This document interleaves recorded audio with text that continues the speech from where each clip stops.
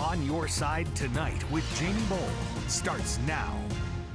Good evening and thanks for staying with us here at 7:30. For the first time in 20 years, Catholics in our part of the state have a new leader. Bishop Michael Martin was ordained this week. He takes over for the retiring Bishop Peter Jugis. The church under Bishop Jugis has seen explosive growth. The Catholic population doubled over the past 2 decades to more than 530,000. 22 churches have been dedicated in that time, and there are now 92 parishes and missions. The new bishop, Bishop Martin, was quick to recognize his predecessor during yesterday's ordination mass. This prayerful, humble, holy man who has led us for 20 years is an inspiration for me and for us all, and I will be honored to have him as my brother bishop here in our diocese, continuing to serve us with his wonderful example of priestly service and love of Jesus. Join me in thanking him again. Bishop Martin comes to Charlotte from the Atlanta Diocese, but he's been in the Carolinas before. In fact, for more than a decade, he was the director of the Duke University Catholic Center. Has a background in education. He also came up through the church as a Franciscan, an order often focused on poverty and charity. We sat down with Bishop Martin earlier today to talk about his journey to Charlotte and what it means for the diocese. Bishop, it is a pleasure. Welcome to Charlotte. Thank you, Jamie. I appreciate that. Has it sunk in, that bishop part now in front of your name? You know, in some ways it has, and in other ways I think it will sink in over time. You joked earlier this week, right, that you weren't asked, you were told you were coming to Charlotte. But what was that moment like? Is it a phone call? Is it come to my office? What was that like? I'm telling you, the call came, I was in the middle of a meeting at the parish, and it was Monday of Holy Week, so a lot of stuff going on, and my cell phone rang, and I saw that it was a 202 number from, I knew that was a Washington exchange. I'm like, who's this? And I can't deal with that now. So, you know, later that morning, not too much later, after I had finished with the folks I was, working with, I said, well, I guess I should check that. And I looked at, how your voicemail will auto-transcribe. Sure. So I read the auto-transcription, and Cardinal Christophe Pierre, his English is perfect, but he has a French accent. And so the auto-transcription was almost gibberish. I mean, I'm looking at like, what the heck is this, Right. And I almost hit delete without listening to the message, which would have been a very big mistake. Who's the first person you told? Well, what's interesting is when you're made a bishop in that moment, you're put under what's called the pontifical seal, which means that you cannot speak to anyone about this except whomever you've been told you can speak with this about. Was that emotional conversation? It was. Of course, amazingly enough, my mom, when I called her, I FaceTimed her, and she was in her kitchen doing some things, and I was trying to get her to sit down. She's 84. I was trying to get her to sit down, and she was having bad Wi-Fi, so it was making it all the more confused. Oh no. Yeah, but it was great. Obviously a long resume, teacher, principal, coach, parish priest. Any of those more important in shaping what kind of bishop you will be?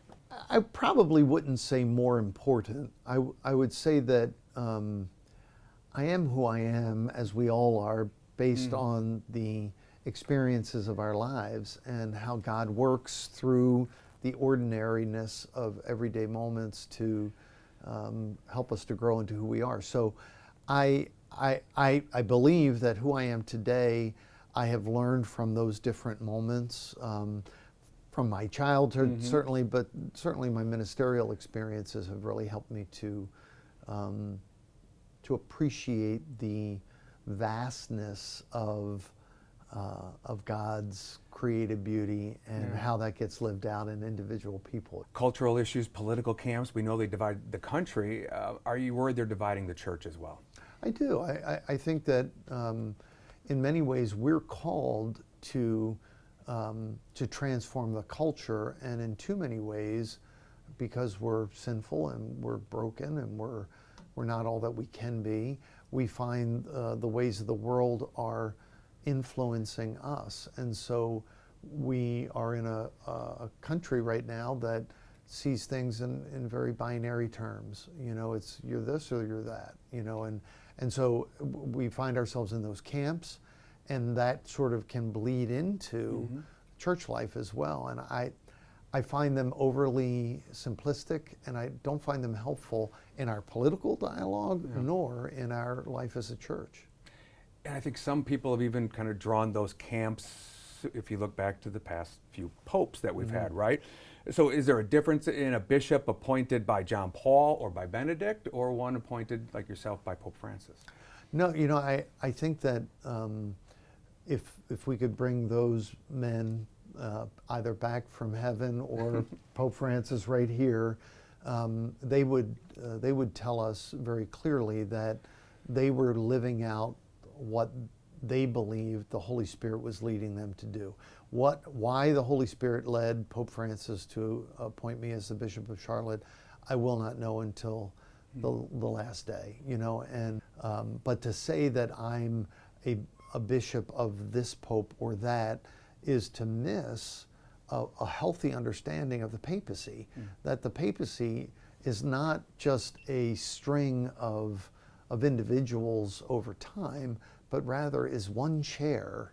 It's one rock. So when you hear, you know, a pope described as conservative, one more liberal, does that just sort of just bother you when you hear that? It does, because I don't think any of us can be so simply boxed. You know, I think that the nuance of life is far more complex, and so my hope is to never be seen as one or the other. Again, those are terms I don't find particularly helpful. It sort of gets to a couple of issues that have come up, you know, lately here in the diocese, right? Is questions about the traditional Latin Mass and whether it should still be used. More recently, projector screens have been taken down at the parish churches here.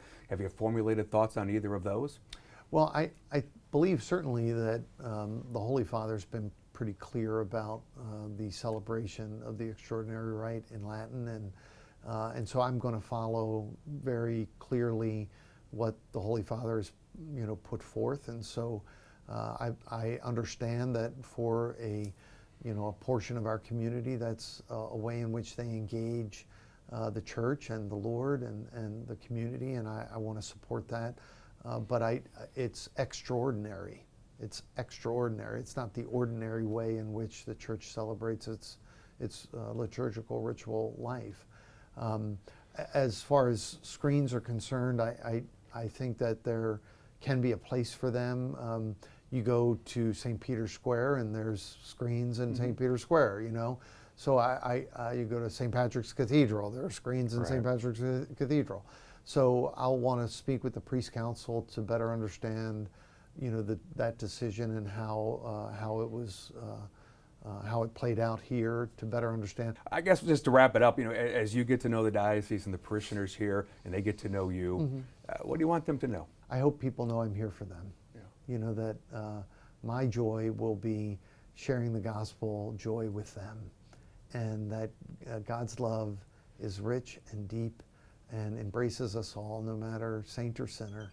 And I would hope that we all together can grow.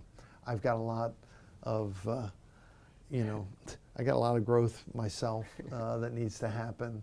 I don't put myself above anyone in that regard, but I'm excited to be with you all.